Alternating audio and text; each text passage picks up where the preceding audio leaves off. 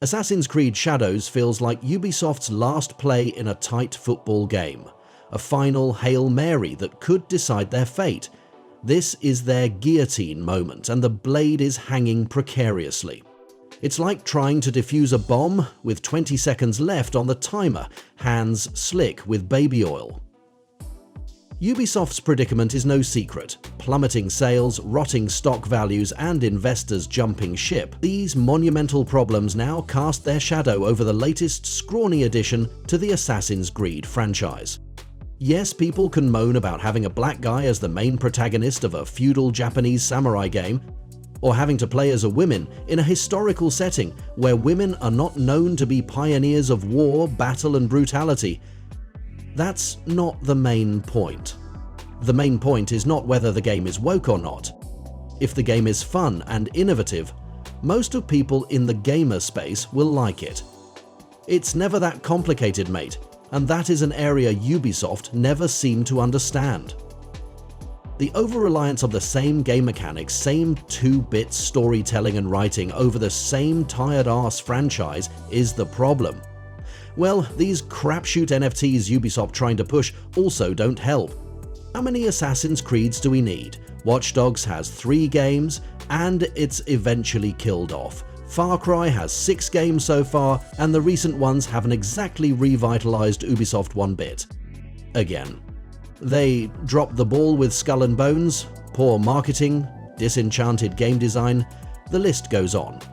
Look, Ubisoft is not incapable of making decent games. I truly enjoyed Watch Dogs 2. I think it's one of Ubi's more creative effort. The world is full of character and charm, and gameplay and content is genuinely fun. But then they destroyed the franchise with Watch Dogs Legion. With everything done awfully, complete opposite of Watch Dogs 2. Bland world, bland characters, and bland gameplay, like a mouldy stale bread. I also liked Far Cry 5, again amazing setting, and it actually has some really likable characters in that game. What did the folks at Ubi do? They literally nuked the place, put in 2 insufferable antagonist characters, and refused to innovate upon the gameplay at all. Damn, it's like Ubisoft currently has a leadership problem. Sometimes someone makes a decent call, but then another fella comes in, drop kicks in Monday Night Raw style, takes over and makes the wrong decision. And this goes on, like a cycle, like a bad rerun of the Most Annoying Friends episode.